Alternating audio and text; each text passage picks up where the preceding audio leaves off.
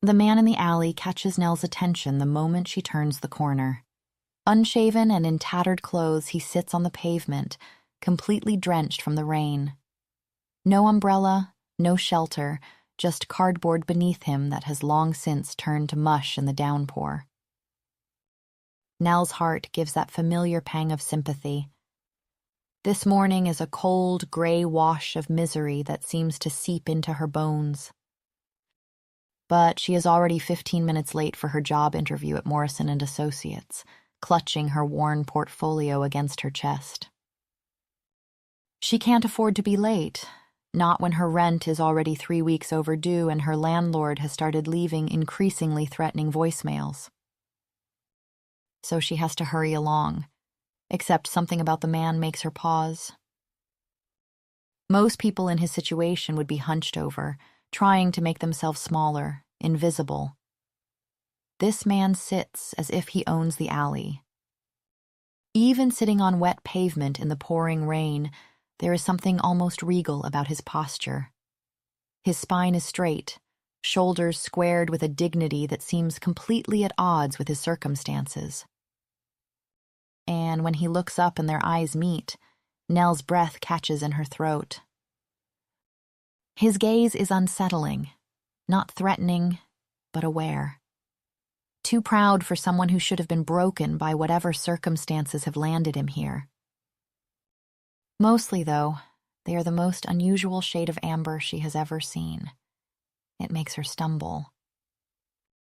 Her foot catches an uneven stone, and suddenly she is falling forward, her portfolio flying from her grasp. The contents of her purse scatter across the wet pavement, her wallet, the carefully wrapped sandwich that is supposed to be her lunch, her ancient Walkman, every pen she owns. "Not again," she whispers, scrambling on her hands and knees to collect everything before it is ruined or blown away. That's when she sees the strange man's hands moving alongside hers. Nell tenses, expecting him to pocket the money. She wouldn't even blame him if he did. But instead, he gathers her scattered belongings with careful precision, holding everything out to her with a gentleness that takes her completely off guard. "I believe these are yours," he says in a deep voice. He doesn't ask for anything in return. He just settles back against the wall with that same inexplicable composure. "Thank you," Nell manages, accepting her things with hands that tremble slightly. The money in her hand represents her bus fare home, the small buffer that might let her eat dinner tonight if the interview goes as badly as she expects. And yet, without letting herself think too hard about it, she presses the crumpled bills into his palm. "For you," she says softly. "Get yourself something warm to eat." The way he looks at her then makes her chest tight with an emotion she can't identify, as if she has just done something extraordinary instead of simply human. "Thank you," he says quietly. Nell nods and is about to hurry away, to rush toward what might be her last chance at financial stability. But then she notices the dark stain spreading across the wet pavement where the man is sitting. Blood. She stops, her heart hammering as she looks closer. How had she missed it before? The man may be composed, but now she sees what the rain and shadows had hidden. His jacket hangs open slightly, revealing a dark, wet patch along his ribs where blood seeps through his torn shirt. "You're hurt," she exclaims. The man glances down at his side as if surprised to find it bleeding. "It's nothing," he says. He's too pale, Nell thinks, and his lips have taken on a bluish tinge that has nothing to do with the cold rain. "That's not nothing," she says firmly. "You need to get that looked at." She bites her lip. He obviously can't afford a doctor or hospital. That much is clear from his circumstances. She thinks of the interview waiting for her, of her overdue rent and dwindling options. Then she looks at this mysterious man who helped her, all the while bleeding in an alley with nowhere to go. "Come with me," she says, extending her hand. "I can clean that wound and bandage it properly." Something flickers across his face. Yet he remains perfectly still, staring at her outstretched hand without responding. The silence stretches uncomfortably. "My name is Nell, by the way, Nell Days." Nell tries a gentle smile, hoping to encourage him. "What's yours?" He starts, then stops. His amber eyes meet hers, and for the first time since she's seen him, he looks truly lost. "I can't remember," he murmurs. The rain continues to fall between them as those words hang in the air. Chapter 1. "You can't remember?" Nell repeats, staring at him in confusion. What does that even mean? His name? The last few days? She wants to ask more, but something in his expression, lost and almost fragile, stops her from pushing. Maybe it's shock from blood loss, or trauma from whatever gave him that wound. Either way, standing here interrogating an injured man in the pouring rain isn't helping anyone. "It's okay," she says gently. "We can figure that out later." He looks at her extended hand for another long moment before slowly reaching out to take it. His fingers are cold despite the earlier warmth she'd felt, and she can see the effort it takes for him to pull himself upright. "There's a pharmacy just around the corner," she says, leading him out of the alley. "I need to get proper supplies to clean that wound." The pharmacist, a middle-aged woman with kind eyes, immediately springs into action. "Deep cut?" she asks, pulling items from the shelves. "You'll need antiseptic, gauze, medical tape, and these waterproof bandages. Very important to keep it dry once it's cleaned. Infection sets in fast with wounds like that." Nell nods, watching the growing pile of medical supplies. What should he watch for? Redness spreading from the wound? Red streaks? Any unusual smell?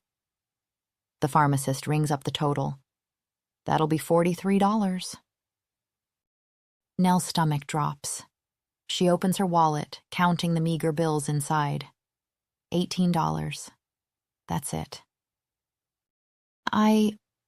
She starts, heat flooding her cheeks. "I'm sorry, I don't have enough." The pharmacist's expression softens with understanding. "Do you have anything at home you could use instead?" "I have hydrogen peroxide," Nell says quickly, "and rubbing alcohol." "That'll work, just take the bandages then, $12. Relief floods through her as she hands over the money.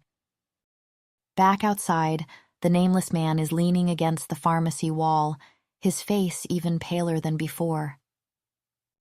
"My apartment's only a few blocks away," she says, clutching the small pharmacy bag. "I have everything else we need there, and it's warm and dry." He looks at her with those unsettling amber eyes, and she can see the internal struggle playing across his features. "It's okay," she says. "You're hurt, and I'm offering help. That's what people do." Something in her tone seems to decide it for him.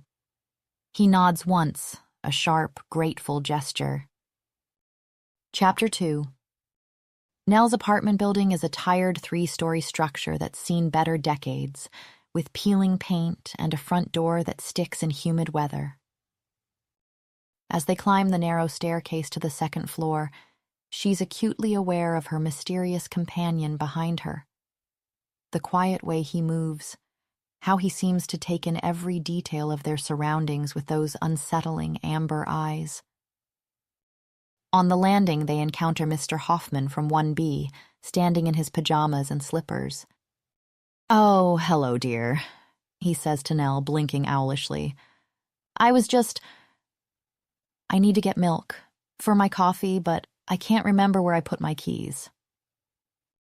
Nell's heart sinks. This is the third time this week she's found him like this. "Mr. Hoffman, you're not dressed. Let's get you back inside." "I'm not?" He looks genuinely surprised. The stranger steps forward, gently taking Mr. Hoffman's other arm, helping guide the elderly man back toward his apartment door. "Strange," he murmurs, so quietly only Nell can hear. "What's strange?" she whispers back. "The smell. Can't you?" He trails off, shaking his head. "Never mind." Nell doesn't smell anything unusual, just the typical musty odor of an old building. Once they've settled Mr. Hoffman safely in his apartment, Nell leads her guest down to her own door. Her hands shake slightly as she fumbles with her keys, and suddenly the reality of what she's doing hits her like a physical blow.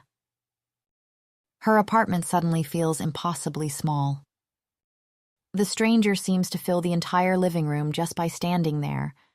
This tall, broad-shouldered man with dirt under his fingernails and stubble that could hide any number of scars. What if he's dangerous? What if helping him was the stupidest thing she's ever done? The stranger seems to sense her sudden tension. He stops just inside her doorway, keeping his distance, his hands visible and open at his sides. "I can go," he says quietly, his voice gentle, unthreatening. The way he's giving her an out makes her feel guilty. A dangerous man wouldn't do that, would he? "No," she says, shaking her head firmly. "You're hurt, and there's a storm coming." She opens the door wider, gesturing him inside. Her apartment is small but clean, a living room that doubles as her workspace, a tiny kitchen, and a bedroom barely big enough for her twin bed. "But before I look at that wound," she says, taking in his rain-soaked, dirty clothes that are leaving wet spots on her hardwood floor, "you need to clean up. If I bandage you like this, you'll definitely get an infection." She disappears into her bedroom and returns with an armful of men's clothing, jeans, a sweater, clean underwear, and socks. "These belonged to my ex-boyfriend," she explains. "He left them here when he moved in with our colleague. His loss is your gain, I guess." The stranger takes the clothes with a grateful nod. "Bathroom's through there," she says, pointing. "There's shampoo, soap, clean towels. I even have an unused razor and shaving cream if you want them." While he showers, Nell listens to the sound of running water and trues not to think about the fact that there's a naked stranger in her bathroom. She tries calling Morrison and Associates to reschedule her interview, but the receptionist barely lets her finish explaining before hanging up. Well, that's that job opportunity gone. 20 minutes later, the bathroom door opens with a soft click, and when Nell turns around, her breath catches. Clean-shaven and fresh from the shower, the stranger is stunning, breathtaking in a way that knocks the air from her lungs. How had she not noticed before that he has features like something out of a Renaissance statue? She stares a moment too long, heat creeping up her neck. "Right," she says, voice a little hoarse. "Let's get that cleaned up." The wound is worse than she thought. A deep, clean puncture with bruising around the edges. "This looks like a stab wound," she says, keeping her voice steady as she applies hydrogen peroxide. "When did this happen?" she asks, blotting the blood with a cloth. "A couple hours ago," he replies, voice tight with controlled pain. "Some men were displeased that I'd chosen their spot to wait out the rain. One had a knife. Things escalated quickly." Nell pauses. "They stabbed you over a place to sit?" "When territory is all you have," he says quietly, eyes steady on hers, "no matter how small you defend it." The wound is finally clean. She applies antibiotic ointment, careful and slow. He flinches slightly. "You should really see a doctor." "This will have to do," he says simply. Outside, the storm swells. He glances at the window, then at her. "Stay," she says firmly, smoothing down the last strip of tape. "At least until the storm passes." He studies her, amber eyes unreadable, then nods. "Just until the storm passes," he agrees. As if on cue, thunder rolls overhead like a freight train, and the lights flicker. Chapter 3. That night, Nell lies awake listening to the storm rage outside. Every creak of the old building makes her hyper-aware of the stranger sleeping on her couch. Sure, he looks like a fallen angel, but that doesn't mean he couldn't strangle her in her sleep. She must eventually drift off, because she finds herself dreaming of padding to the bathroom in the middle of the night, and instead of the stranger, there's a massive wolf stretched across her couch. The creature is enormous, sleeping peacefully with its head resting on the armrest. Even in sleep, there's something majestic about it, something that seems both wild and strangely familiar. She wonders distantly why she's not afraid of finding a giant wolf in her living room. What a weird dream.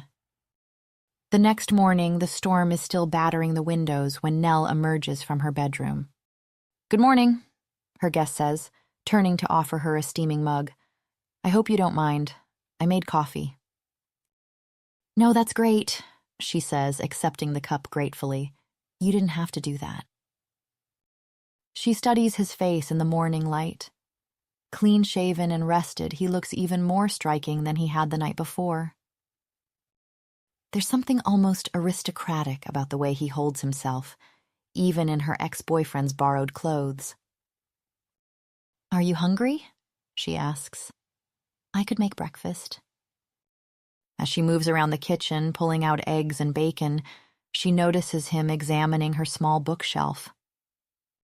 Her collection isn't extensive, mostly secondhand paperbacks. "The Brothers Karamazov," he says, touching the spine of one book. Nell pauses, spatula in hand. "Have you read it?" His brow furrows in concentration. "I think so. I remember enjoying it." "So you do remember some things?" Nell observes carefully. The question seems to pain him. "Not really. Nothing beyond waking up alone in an alley about 2 months ago." He says, "I don't know how I got there." "Maybe a head injury?" Nell suggests gently. "I had no injuries when I woke up," he replies. "Just emptiness." He looks back at the book. "This is the first thing that feels a bit familiar to me. I remember particularly liking one of the characters, Dmitri.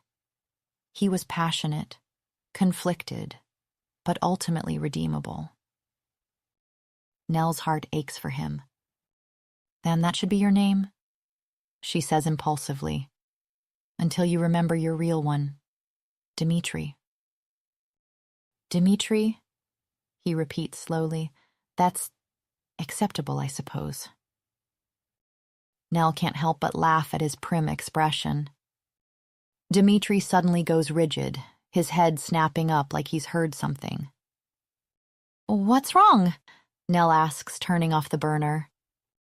He doesn't answer, instead rising and moving to the center of the room, nostrils flaring slightly as he sniffs the air. "Can't you smell that?" he asks urgently. Nell inhales deeply. "Smell what? The bacon?" "No," he says. "Something's wrong." Before she can respond, he bolts for the door. "What the heck?" Nell mutters, following him into the hallway. She spots from halfway down the stairs, trying to force open a door on the ground floor. "It's locked," she calls down to him. "It leads to the boiler room." Dmitri ignores her, throwing his shoulder against the door. "Stop!" Nell says, hurrying down the stairs. "You need a—" The door gives way with a loud crack, and Dmitri disappears inside. Nell stares at the broken doorframe in shock.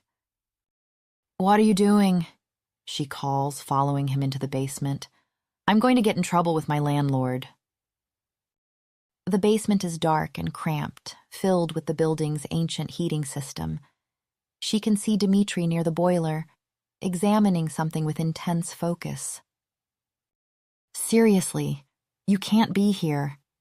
She tries again, starting down the stairs. "Stay back," he orders. "There's a leak. You can't stay in here. It's dangerous." "What?" Nell lets him drag her back up the stairs. "What kind of leak?" "Carbon monoxide," Dmitri says, pulling her toward the building's exit. "We need to call 911 now." "Okay, I have a phone upstairs." "No, it's not safe." He's already dragging her outside into the storm, rain immediately soaking through their clothes. The nearest cafe is half a block away, but Dmitri seems to know exactly where he's going. "Emergency," he tells the barista tersely. "We need to use your phone." 20 minutes later, Nell watches from across the street as firefighters stream into her building. The fire chief confirms a significant gas leak in the basement, and carbon monoxide has been seeping into the building for weeks. "Don't know how you figured it out," one of them tells Dmitri. "Carbon monoxide has no smell." Dmitri looks like he's about to disagree when Nell's landlord, Mr. Kep, arrives looking harried and annoyed. "What's all this about?" he demands, glaring at Nell. "Did you cause this mess?" "There's a gas leak," Nell explains. "It could have killed people." "The ventilation system just needs a good kick," Kep mutters, then catches himself. "I mean, you're all overreacting." Dmitri steps forward. "You knew?" His voice is cold, precise. "You knew there was a problem with the ventilation and you did nothing?" Kep takes a step back. "Now see here, you have a responsibility to maintain safe living conditions," Dmitri continues, his tone sharp. "The lack of proper gas detection and ventilation maintenance is a clear violation of housing codes. People could have died." "Mr. Hoffman has been getting confused and sick," Nell interrupts, the pieces clicking together. "That's why he's been so disoriented. He's been slowly poisoning himself." Kep's face goes pale. "Look, nobody needs to make this into a big deal. You're going to be hearing from my attorneys," Dmitri says flatly, his voice carrying a threat that makes even Nell shiver. "Negligent endangerment, violation of housing codes." "Wait," Kep says desperately. "Maybe we can work something out. How about 3 free months' rent?" "You're joking," Dmitri cuts him off, his amber eyes blazing. "You endangered lives through criminal negligence." "Dmitri," Nell says quietly, placing a gentle hand on his arm. "Can I talk to you for a minute?" She can feel the tension radiating from him, but he allows her to pull him aside. "Look," she says in a low voice. "I appreciate what you're doing, but nobody here can afford lawyers, certainly not you." Dmitri's mouth opens like he's about to protest, then it closes and he blinks like he's only just remembered that fact. "That's not the point," he says eventually. "He can't be allowed to get away with this." "He's not getting away with it," Nell says firmly. "He's offering 3 months free rent for everyone. That's real help right now. Everyone is safe thanks to you. That's what matters." She watches him wrestle with this, sees the moment when his rigid posture starts to relax slightly. The hard edges of his authority soften, and he looks almost vulnerable again. "Who are you really, Dmitri?" Nell wonders, watching him stare pensively out at the storm. Chapter 4. Later that evening, when the fire department finally gives the all-clear, Nell and Dmitri climb the stairs to her apartment in companionable silence. "Let me check your wound," Nell says once they're inside. Dmitri nods, settling onto the couch and lifting the borrowed sweater. Nell kneels beside him, her fingers working to carefully peel back the bandage. Then she freezes. That's not possible," she whispers. Where the deep puncture wound had been just the night before, there's now only smooth, unmarked skin. Not even a scar remains. "I don't understand," Dmitri says, staring down at his own torso with the same bewilderment she feels. Nell runs her finger lightly over the spot where the wound had been. "I was worried about infection, about you needing stitches." She murmurs more to herself than to him.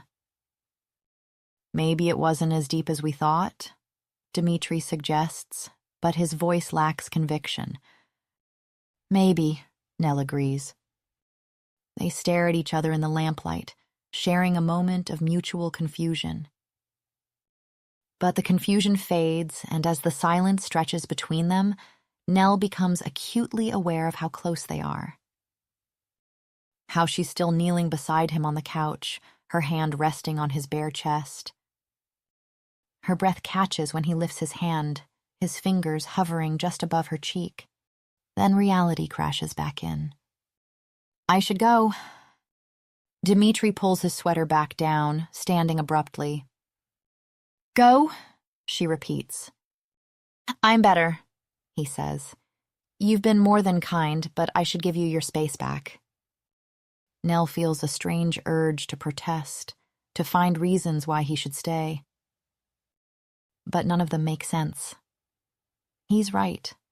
He's healed, the crisis is over, and she has no real reason to ask him to stay. "Of course," she says instead, forcing a smile.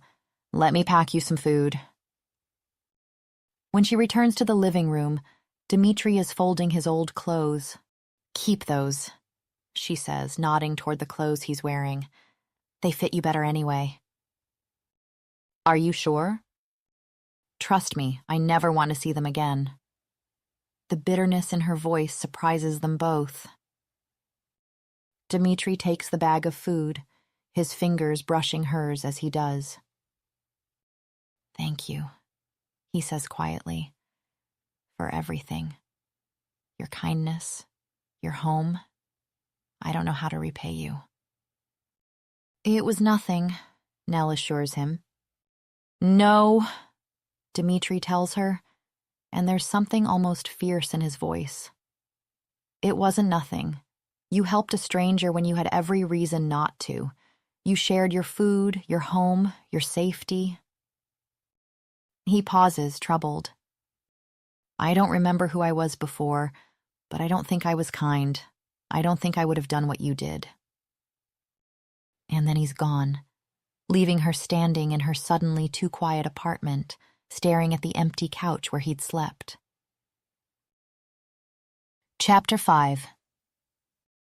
2 days pass in a blur of ordinary routine that somehow feels completely wrong.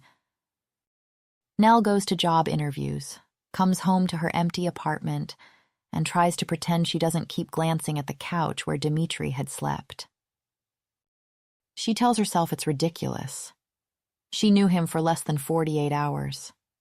People don't form attachments that quickly to complete strangers. But then the storm hits. It starts as heavy rain around noon, the kind that makes the city's inadequate drainage systems overflow and turns streets into rivers. By evening, it's upgraded to something apocalyptic, howling winds that rattle her windows, hail the size of golf balls, and rain so heavy she can barely see the building across the street. Nell paces her apartment, checking the weather reports obsessively. All she can think about is Dmitri, somewhere out there in this nightmare weather with nothing but the clothes on his back. By 10 o'clock, she can't stand it anymore. She pulls on her heaviest coat, grabs an umbrella, and ventures out into the storm. The wind nearly knocks her over the moment she steps outside. The streets are almost completely deserted except for the occasional emergency vehicle racing past with sirens wailing. Water rushes down the gutters like rapids, and she has to hold on to building walls to keep from being swept away. She makes it to the alley where she first found him, empty except for debris blown in by the wind. Where would he go? Where could anyone go in this? She's about to give up, soaked to the bone and shivering violently, when she spots a figure huddled in a narrow alcove between two buildings. "Dimitri!" she calls out, fighting to be heard over the wind. He looks up, and even through the rain she can see his surprise. "Nell?" They share a look across the storm-lashed space between them. "You're still here," she says, gesturing to the area near where she'd first found him. A small smile tugs at the corner of his mouth. "Well, I thought, just in case." The way he says it makes her chest tight. Just in case of what? In case she came looking for him? The possibility that he might have been hoping sends warmth flooding through her despite the cold rain. "Come back with me," she says impulsively.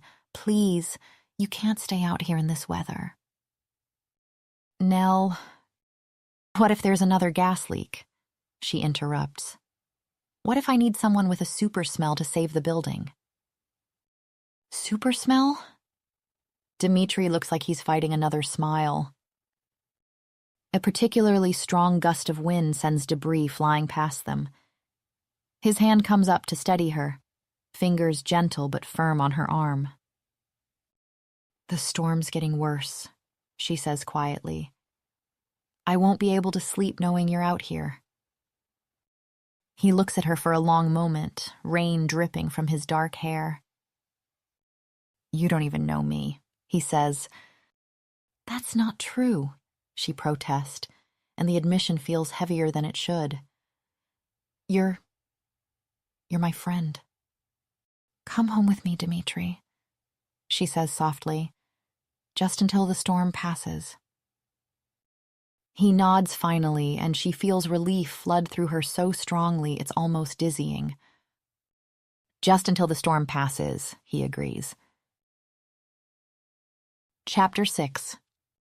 Back in her apartment, they stand dripping in her small entryway. "I should get you a towel," Nell says, acutely aware of how his wet clothes cling to his frame. "That would be good," Dimitri agrees. She bustles around, gathering dry clothes and towels, trying to ignore the way her pulse quickens. You can change," she says, gesturing toward the bedroom. "I'll go get some sleep. You should too, it's late." "Yes," he agrees, but makes no move toward the makeshift bed. "All right."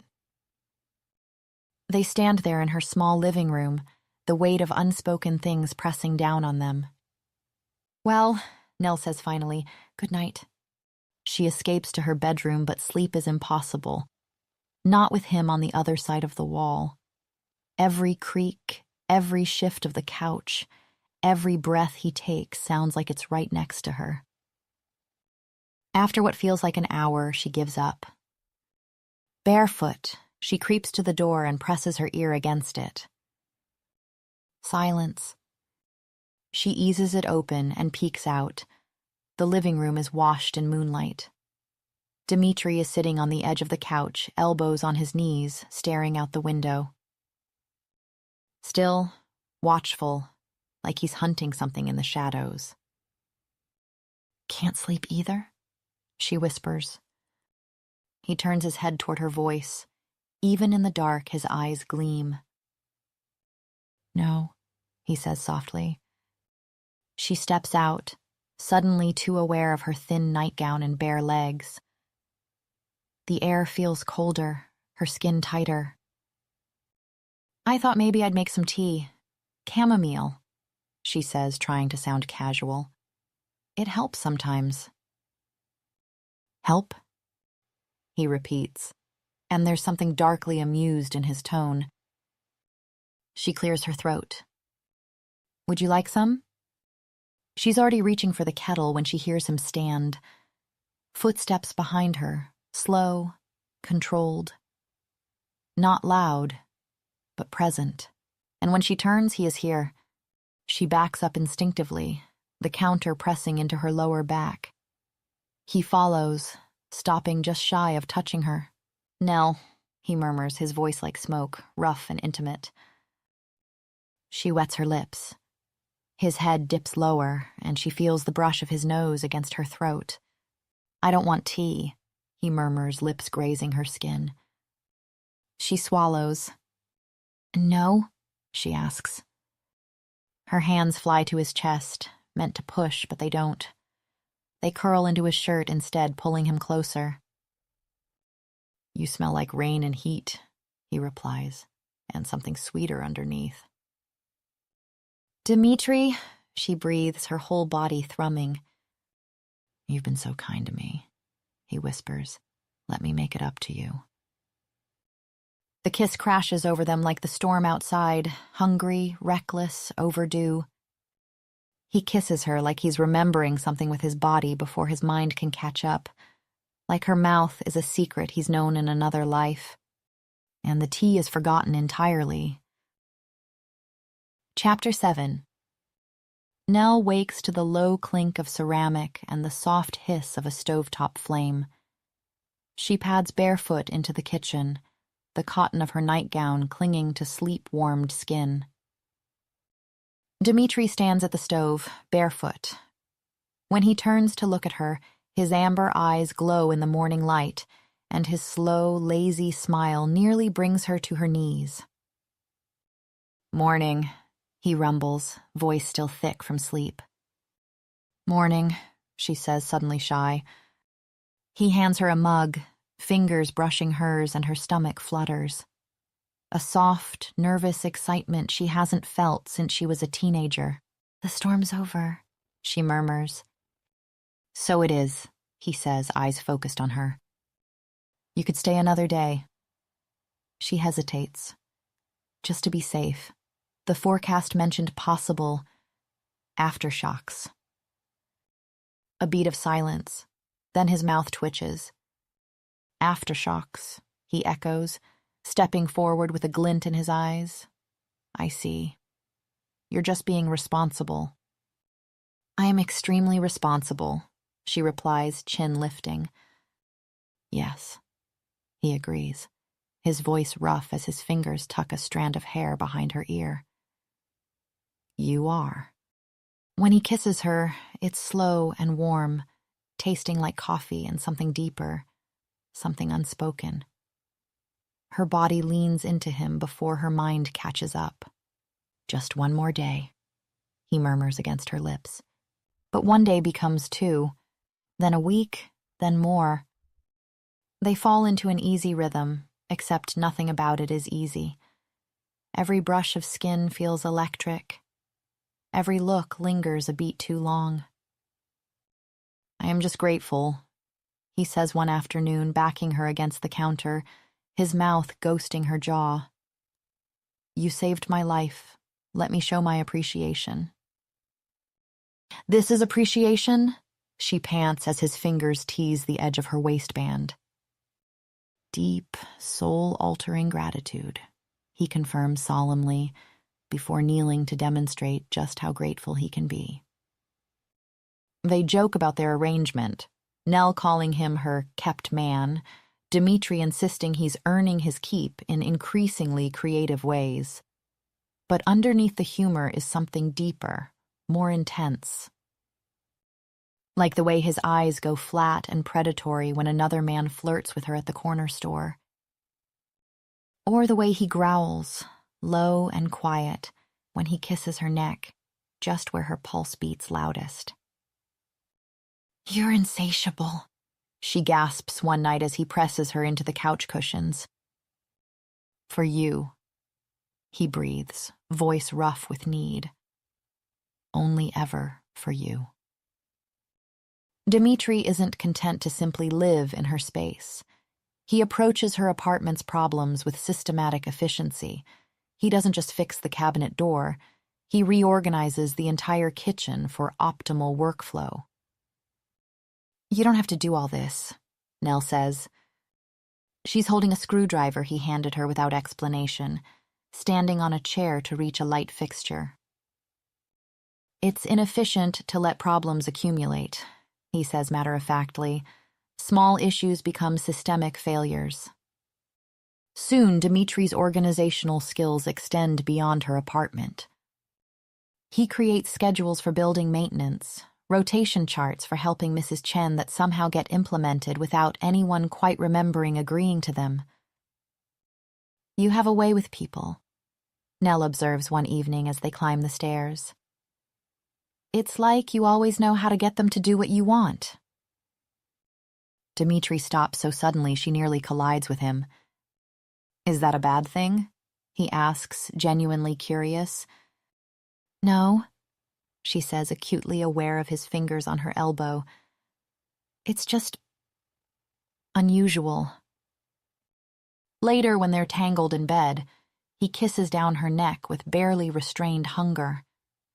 She feels his teeth graze her skin, sharper than they should be. Something in his voice is trembling. I shouldn't. Instead, he sinks his mouth into her skin and leaves bruises shaped like his hunger. One afternoon at their usual coffee shop, Nell excuses herself for the bathroom. When she returns, she finds a woman leaning against their table, talking to Dimitri with obvious interest. The surge of possessiveness that hits her is so powerful it stops her mid-step. The woman laughs at something Dimitri says, leaning closer, and Nell feels like she can't breathe. What right does she have to feel jealous when they're just roommates with benefits? But watching this stranger flirt with him, seeing the easy charm in Dimitri's polite responses, Nell realizes with startling clarity that she doesn't want to be just anything to him. She wants to be everything. The thought hits her like a freight train. She's in love with him. When did that happen? When did the mysterious man she'd rescued become the person she can't imagine living without? Her mind is reeling with the magnitude of her realization. She's in love with a man whose real name she doesn't even know. A man who might see her as nothing more than temporary shelter and convenient sex. You've been somewhere else since the coffee shop, Dimitri observes on the way home, his nostrils flaring slightly as if he's reading her mood through scent. I'm fine, just thinking. He studies her face for a long moment, then nods. Tell you what, let me cook tonight. You don't have to. I want to, he says firmly, cupping her face in his hands. Let me take care of you. His thumb brushes across her lips, and she finds herself leaning into the touch like she's drawn to him by some magnetic force. Okay, she whispers. He smiles, slow, sharp, full of promise. Good. I'll be back in an hour. She's still standing there, smiling to herself, when a harsh voice cuts through her thoughts. You should be ashamed of yourself. Nell spins around to see a well-dressed, middle-aged man striding toward her, his face twisted with disgust. His expensive suit and confident bearing scream money, but his expression is filled with rage. Excuse me? Nell says, taken aback. Being with that man, he says, his voice getting louder. Do you conveniently ignore all the lives he's ruined because he buys you nice things? I'm sorry, I don't know what you're talking about. Blake Storm, the man spits, CEO of Storm Industries. Nels frowns in confusion. Don't play dumb with me. I saw you with him. Wait. Nell shakes her head. Are you talking about Dimitri?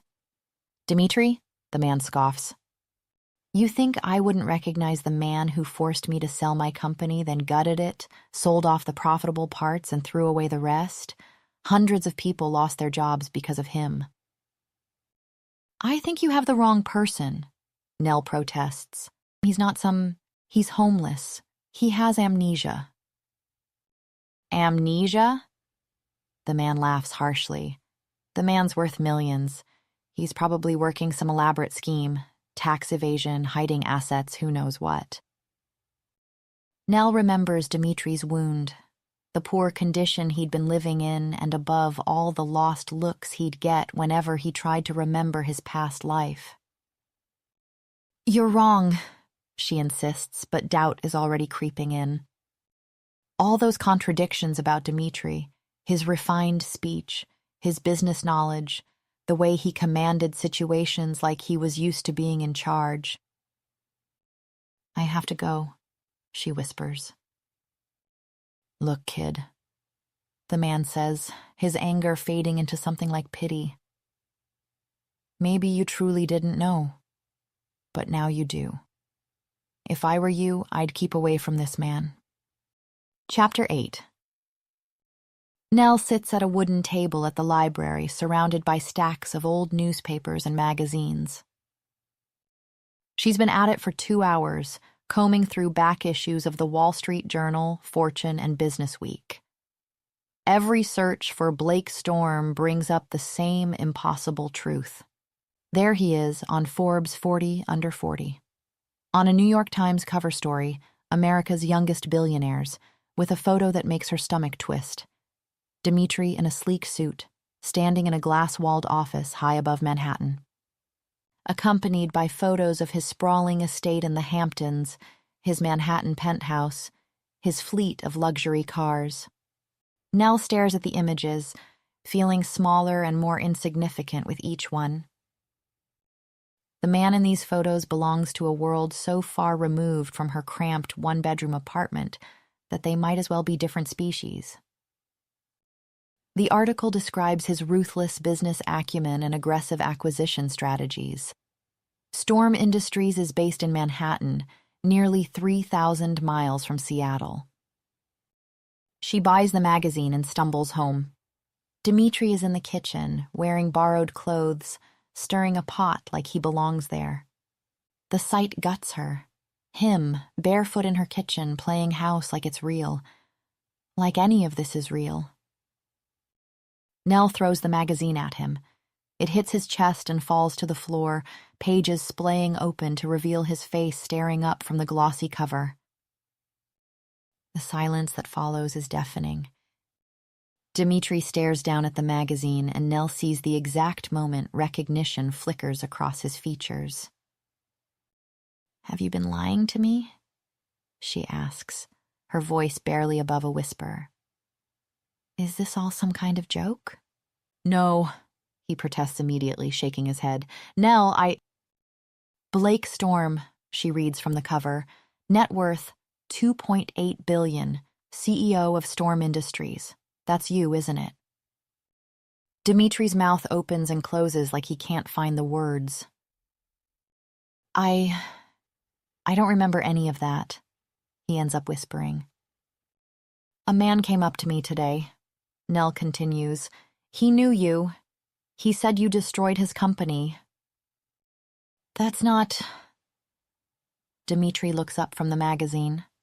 "I would never..." "Look at yourself," Nell says, gesturing to the open pages. "Look at that house, that office. You could buy my entire building with pocket change." The photographs mock her with their opulence. She thinks of her own reflection in the bathroom mirror this morning. Tired eyes, secondhand clothes. "I don't remember being that person," he insists, desperation in his voice. "It doesn't matter," Nell says, turning away from him because looking at his face hurts too much. She feels like she's losing him, like he's already slipping away into that glittering world where she could never follow. "Now that you know who you are, you can go home," she murmurs. "Nell, you're not going to stay here now, are you?" She flips to the photo spread of his Hamptons estate. "Look at this. You could be living in a mansion instead."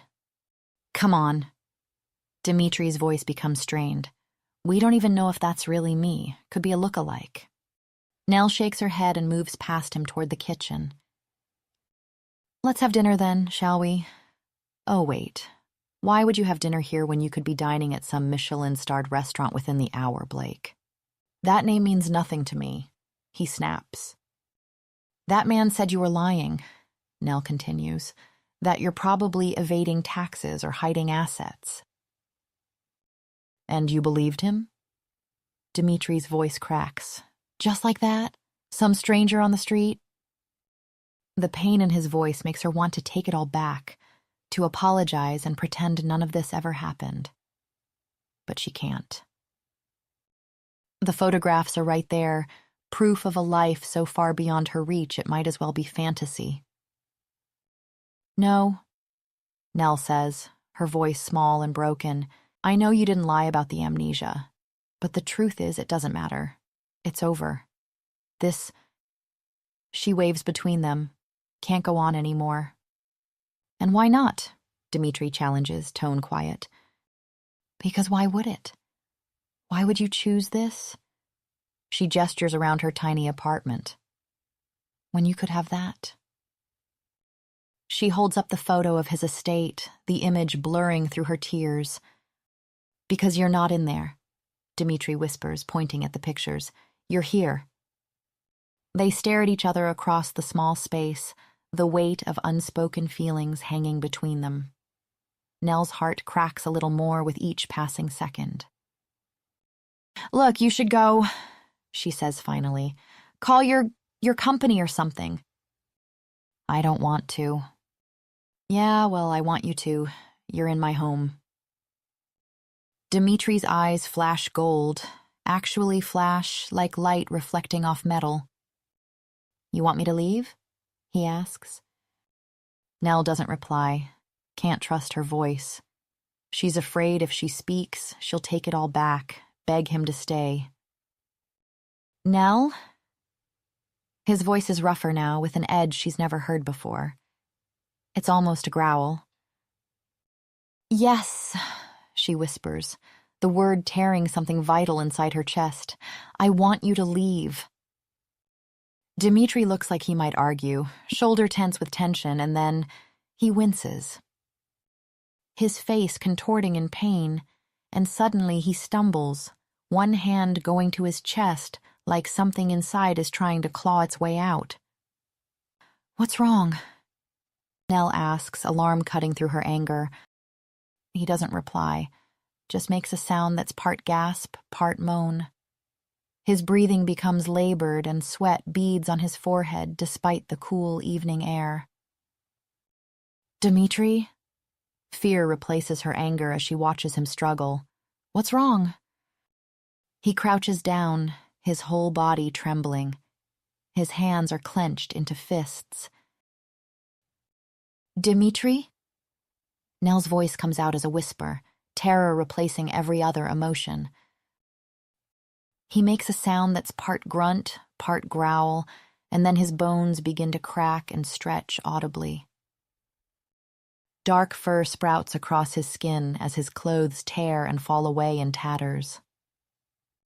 His hands become claws, his teeth become fangs, and his spine curves and extends until where Dimitri had been crouching, there's now a massive wolf with glowing amber eyes. Nell screams, the sound ripping from her throat involuntarily. The wolf, Dimitri, looks at her with those familiar eyes for one heartbreaking moment. Then he turns and leaps through her window, shattering the glass as he disappears into the night. Chapter 9. Nell stands frozen in her wrecked apartment, surrounded by shattered glass and torn fabric, staring at the broken window where Dimitri disappeared. The silence after the chaos is deafening.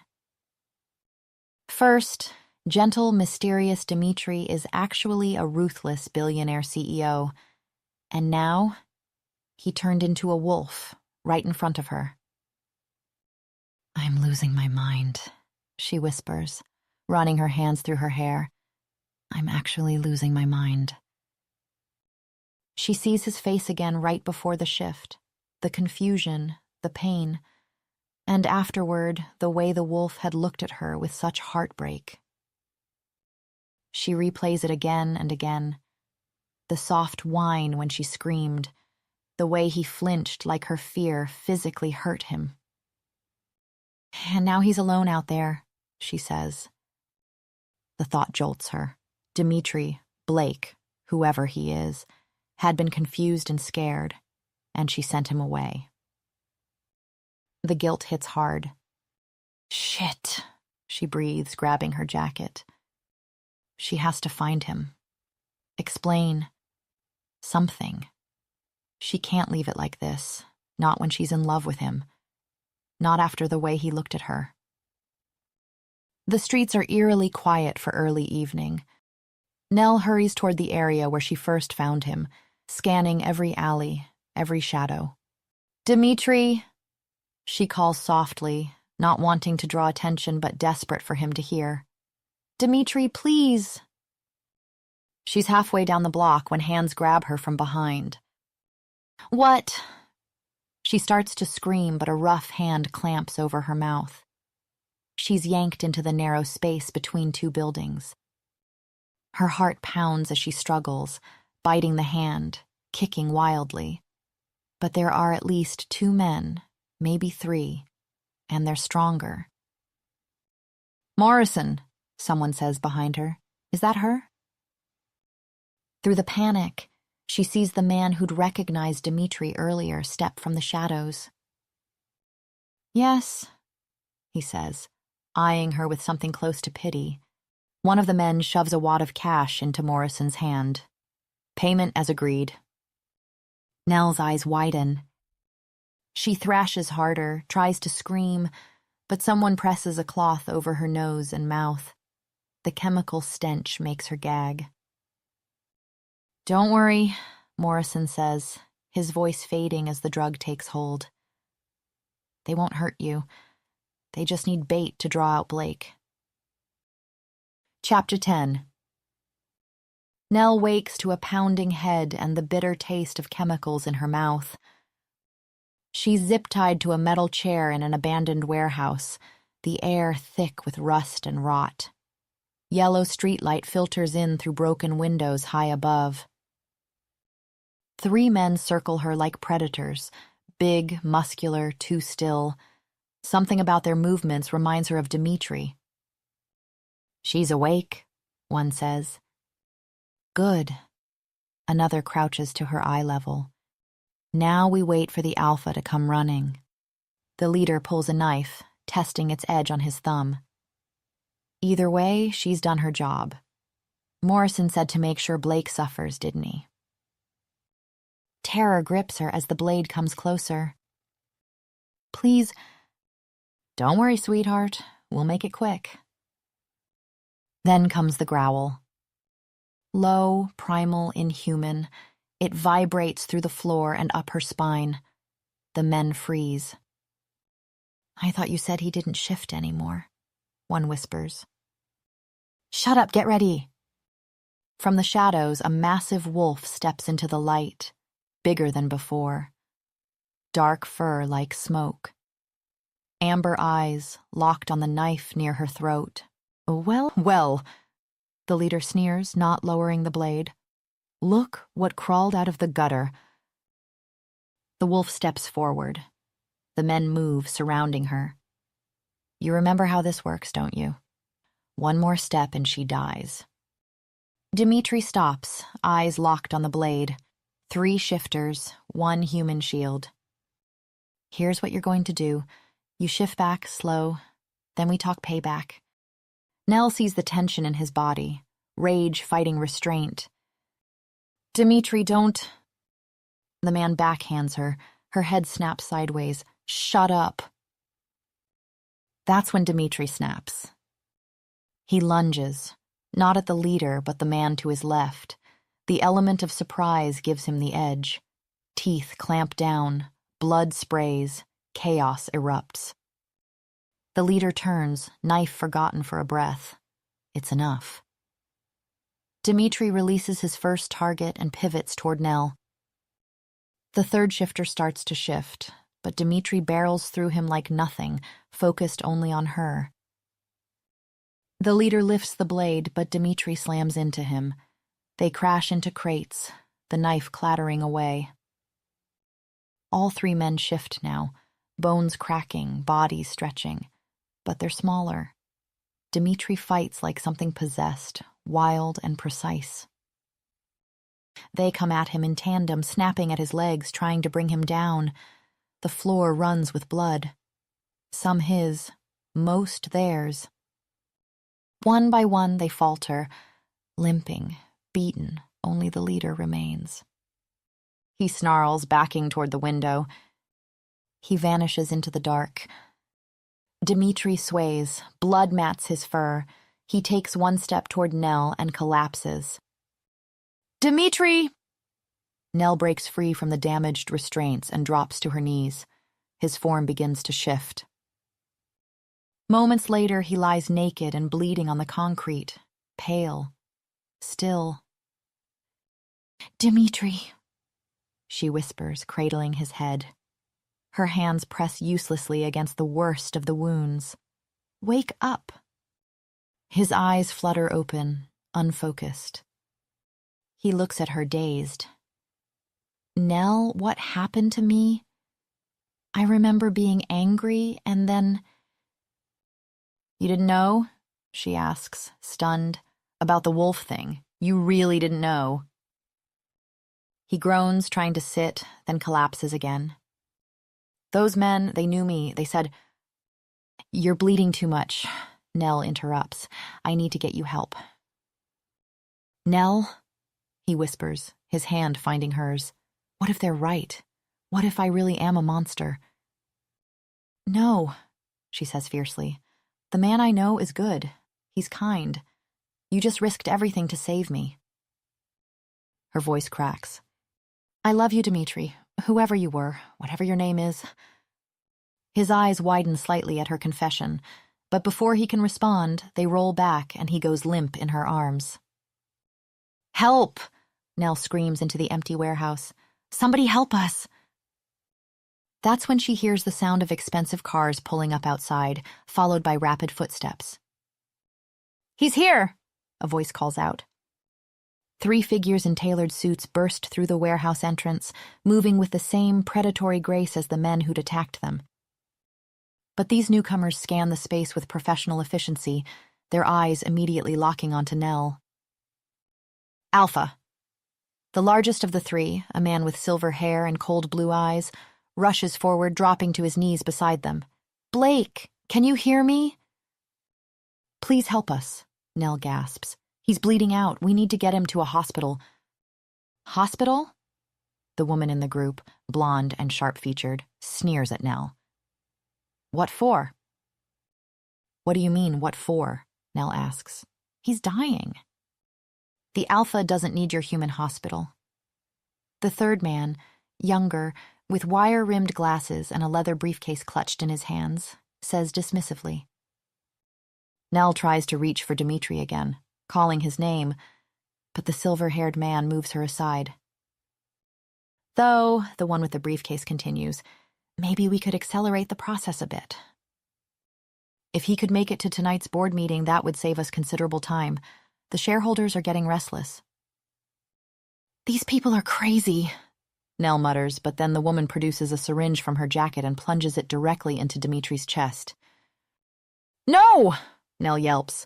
But suddenly Dmitri gasps and sits upright, his eyes snapping open with startling clarity. The 3 newcomers immediately incline their heads in perfect synchronization. Alpha, they say in unison. Welcome back, the one with the briefcase says, pulling out documents. If I could just get your signature on this merger agreement really quickly. For crying out loud, Nell explodes. He's wounded. Leave him alone. But Dmitri blinks, takes a quick look at the document, and his entire demeanor shifts. What the fuck, Malcolm? He snarls, ripping the papers to shreds. This contract's absolute shit. What did I tell you about doing business with the Fords Group? You've got to hold them by the balls, otherwise they'll bleed you dry. Malcolm blinks back what might be tears of relief. Oh, thank God you're back, Alpha. We've been so lost without you. You're an incompetent git, Malcolm, Dmitri continues coldly. But, sir, where have you been? What happened? We've been searching for months. None of your business, Dmitri cuts him off with icy precision. Isn't it your job to know these things beforehand, not ask stupid questions afterward? The woman sniffs delicately. Alpha, now that you've dealt with those three, what should we do? Do we retaliate? Make an example? We need to send a message, the silver-haired man agrees. Show the other packs what happens when they target us. Nell feels like she's watching strangers, and she is, because this cold, calculating man giving orders is not someone she recognizes. Where is the gentle person who read to her in the evenings? What do we do about the human? The woman asks suddenly, pointing at Nell. Dimitri's gaze snaps to her, and for just a moment, half a second, something flickers across his face. But then, escort her home, he says flatly. Make sure she signs the NDAs. Wait. Nell starts, reaching for him, but hands are already pulling her to her feet. As they lead her toward a waiting car, Nell looks back desperately. The man she fell in love with, gentle, lost Dmitri, who made her coffee in the mornings and worried about Mr. Hoffman, might as well have never existed at all. Epilogue. 2 weeks feels like 2 years. Nell stares at her reflection in the bathroom mirror, barely recognizing the woman looking back. Dark circles, limp hair, an extra few pounds. The whole building has been trying to feed her since he left. Even Mr. Kep brought cookies, hovering awkwardly in her doorway. We miss seeing you and Dmitri together, Mrs. Chen had said gently. Such a nice young man. Nell swallowed the lump in her throat. How do you tell someone you're mourning a man who might never have existed? He disappeared without a word, just a team of lawyers at her door the next morning, armed with NDAs and confidentiality agreements. Sign here, and here, initial here. A thank you for your discretion deposit appeared in her account. Useful, yes, but it made her feel cheap, erased. Not a word from him. The one silver lining, her job. Thanks to Blake's resume overhaul, she landed a position at a prestigious marketing firm. But success feels hollow when you have no one to share it with. Her days blur into meetings and emails, and tonight, walking home from another long day of pretending to care, the sky opens up. Rain pours in relentless sheets, the same kind that brought them together. Without thinking, her feet lead her somewhere else, not home, to the alley. It's smaller than she remembers, dirtier, just a narrow passage between buildings, unremarkable, except that it changed everything. She stands in the exact spot where she found him. Rain soaks through her jacket. How could she have known that the man slumped here, lost, vulnerable, was a corporate shark, a supernatural being? And yet even then, she'd felt something, a pull, like he was already important. Whereas she is just Nell Dyes, ordinary, the girl who happened to be in the wrong place at the wrong time and had her heart completely broken. The rain suddenly stops hitting her, though she can still hear it pattering around her. She blinks, confused. There's an umbrella over her head. She turns slowly, afraid of what she'll find, or worse, what she won't find. But he's there, holding a black umbrella over them both. His hair is shorter, expertly styled. He's clean-shaven, dressed in a charcoal suit that probably costs more than her rent.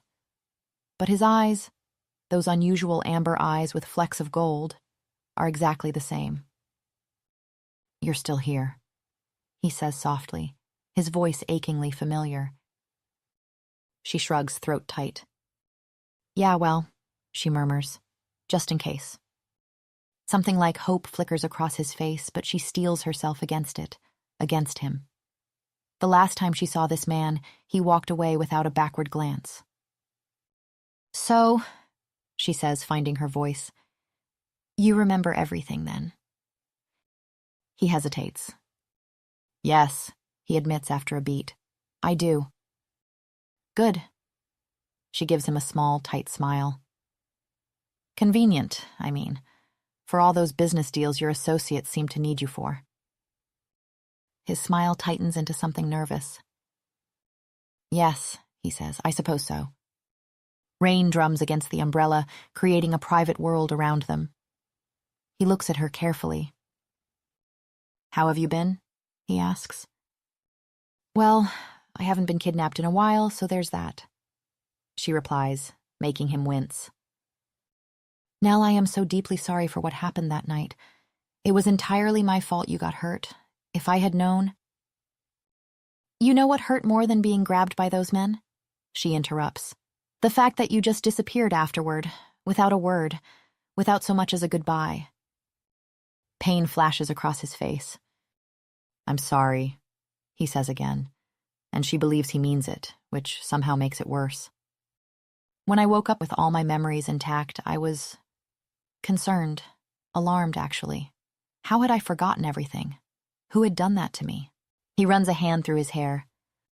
I don't have many friends, Nell, but I have plenty of enemies. I wasn't even sure I could trust my own pack. I needed to understand what had happened before I saw you again, and I... He breaks off, reaching toward her face before pulling his hand back. I wanted to get you away from all of it. I was afraid that if anyone suspected I cared about you, they'd try to use you against me. Again.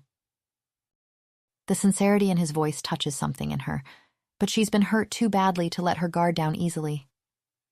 You could have called. She sighs. And risk someone listening in? When he sees her surprised expression, he adds, Yes, turns out I'm a bit paranoid, with my memories back, I mean. Comes with being on top. Right, on top. She shakes her head. So you got your memories back and remembered you're some big corporate? I remembered I'm a lot of things, he interrupts, and none of them particularly good. His eyes darken. All those things you heard about me that night? They're true. She reaches for him without thinking. Her hand on his arm seems to calm him, and he looks surprised at the contact. It's how I got cursed, he explains. Cursed? To lose my memories. It was a curse. Like magic? Nell asks. When he nods, she adds, Magic is real? His lips quirk in a small, almost amused smile. Well, how did you think I turned into a wolf? Yeah, about that. She hesitates. Is that a regular thing you can do? His smile falls again. Yes, he says carefully. I'm a shifter. I'm a man, but I'm also not, or part of me isn't. Nell thinks back to all the things that had puzzled her about him, his acute sense of smell, the way he'd sometimes growl when frustrated. Yeah, she says slowly. That kind of checks out.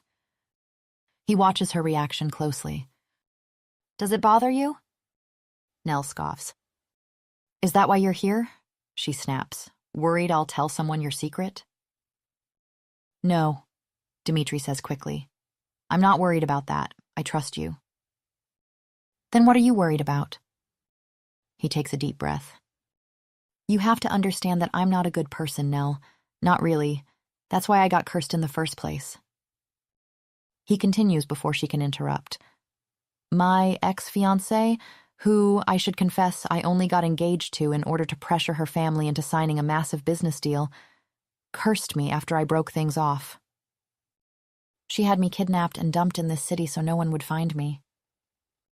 Nell makes a face and he pauses. Sorry, she says.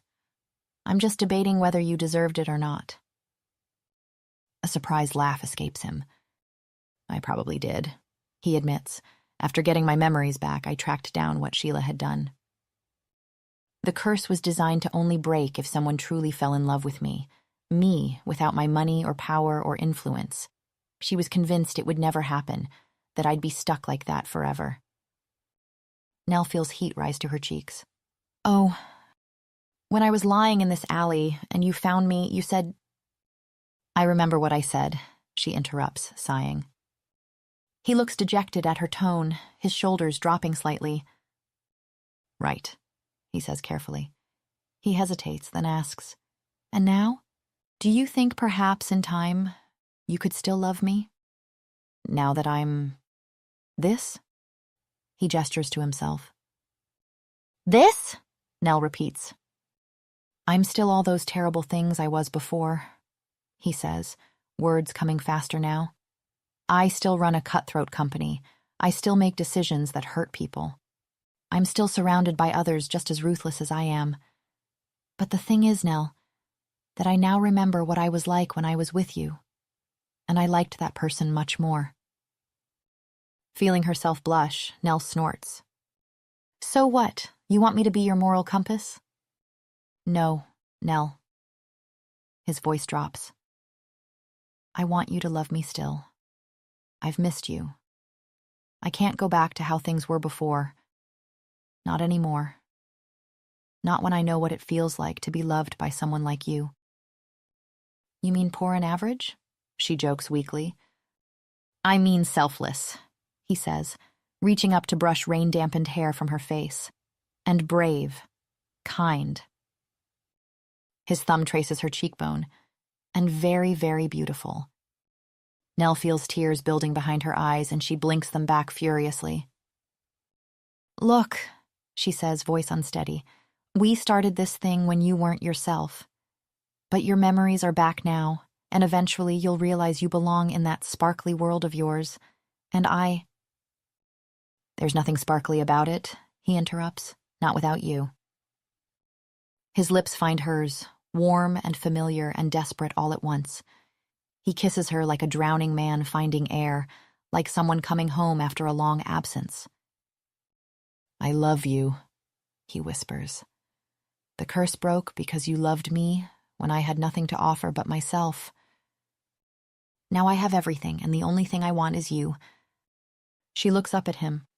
This man who is both Dimitri and Blake, both the lost soul she found in an alley and the powerful creature who stands before her now. Give me a chance, he pleads softly. Just one more chance. And despite everything, despite the pain of the past 2 weeks, despite the complications that loving him will bring, Nell rises on her tiptoes and presses her lips to his again. The rain continues to fall around them, but neither notices. In this moment, in this unremarkable alley where their story began, they are the only two people in the world, the girl who found a wolf and the wolf who found his heart. Thanks for watching, everyone. Leaving a comment really helps support this video, so if you enjoyed the story, let me know your favorite moment or quote in the comments below. I'll gift my favorite response a free month access to my Patreon, where you'll find bonus stories and exclusive scenes not shared anywhere else. Hope to see you there soon.